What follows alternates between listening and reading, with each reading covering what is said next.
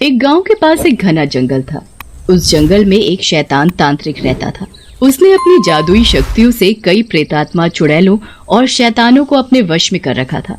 अपनी इन शैतानी शक्तियों की मदद से वो गांव के निवासियों को परेशान करता था। उसी गांव में राजा नाम का आदमी अपनी पत्नी सीमा और 2 बेटियों पिंकी और रिंकी के साथ रहता था।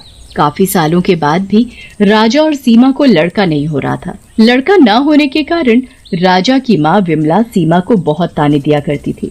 एक दिन सीमा घर के बाहर कपड़े धो रही थी, तभी वहाँ विमला आती है और सीमा को भला बुरा कहना चालू कर देती है। अरे कलमुही, पता नहीं कहाँ से तुझे ब्याह लाई मैं अपने राजा के लिए। एक लड़का भी नहीं दे सकी मुझे। हाय रे मेरी किस्मत, लगता है मेरा तो वंश ही नहीं बढ़ेगा अब आगे। सीमा को विमला की बात पर गुस्सा आ जाता है और वो विमला को बोलती है, माँ जी, आप मुझे इतना भला बुरा क्यों बोल रही हो? अब अगर लड़का नहीं हुआ तो इसमें मेरी क्या गलती है? वैसे भी आप कौन से महाराणा प्रताप के खानदान की हो जो आपका वंश आगे नहीं बढ़ेगा तो बहुत बड़ा अनर्थ हो जाएगा। ये सब दकियानुसी और बेकार की बातें हैं। सीमा की इस बात पर विमला को और गुस्सा आ जाता है और वो सीमा को थप्पड़ मार देती है। एक तो लड़का नहीं दे पा रही और मुझे ही दकियानुसी बोलती है। मैं अपने लड़के की शादी करवा कर रहूंगी, बस अब तू देखती जा। ऐसा कहकर विमला वहाँ से चली जाती है। राजा आता है और सीमा को रोते हुए देखता है। राजा बहुत हैरान होता है और सीमा के पास जाकर बोलता है, अरे सीमा, क्या हुआ?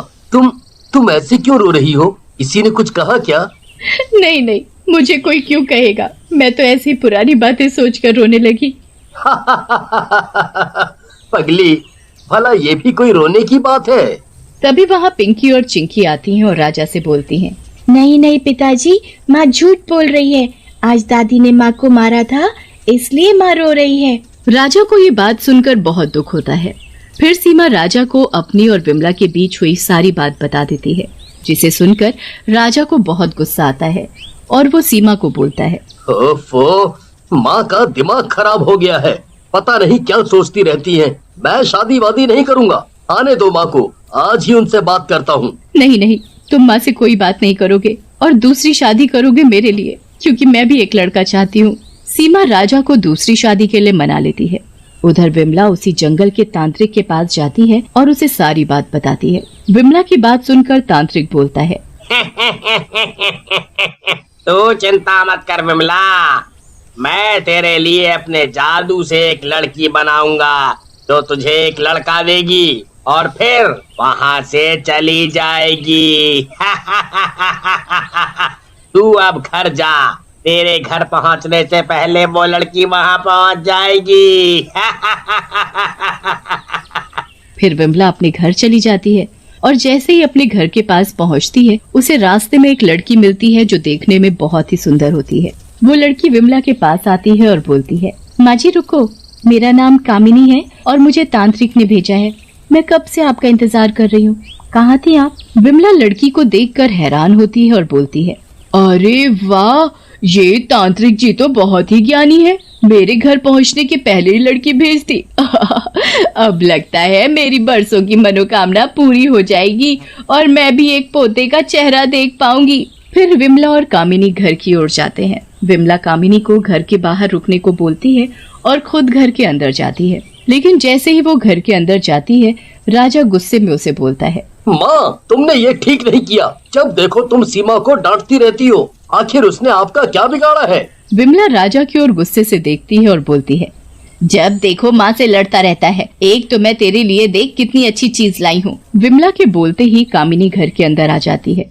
कामिनी को राजा देखते ही रह जाता है। माँ जी, क्या यही आपके बेटे हैं जिनसे मुझे शादी करनी है?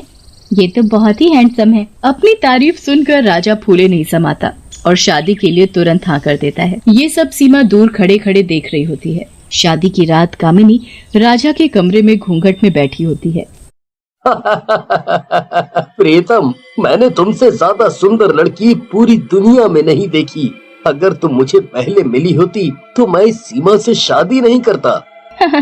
चलो जी हटो, झूठ बोलना तो कोई आपसे सीखे। सीमा भी तो अच्छी है।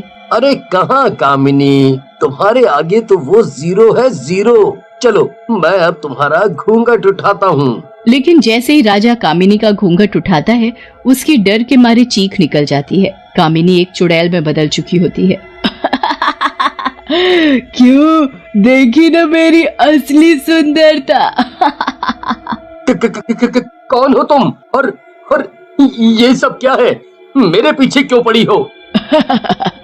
ये सब तेरी माँ का किया धरा है। वही गई थी तांत्रिक के पास बच्चे के लिए। अब तुझे मेरे से एक बच्चा पैदा करना होगा। और अगर यहाँ की बात तूने किसी और से की तो मैं तेरी जान ले लूंगी। तभी राजा की चीख सुनकर सीमा कमरे के बाहर से पूछती है, क्या हुआ राजा जी, आप इतनी जोर से चीखे, क्या हुआ? लेकिन राजा चुड़ैल के डर के मारे कुछ नहीं कहता और हंसते हुए बोलता है,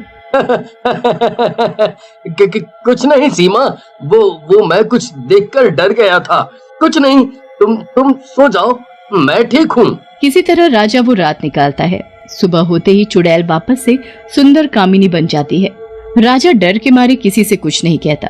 धीरे धीरे राजा परेशान रहने लगता है। ये बात सीमा भाप लेती है और राजा से पूछती है, क्या हुआ जी, आप कई दिनों से परेशान लग रहे हो।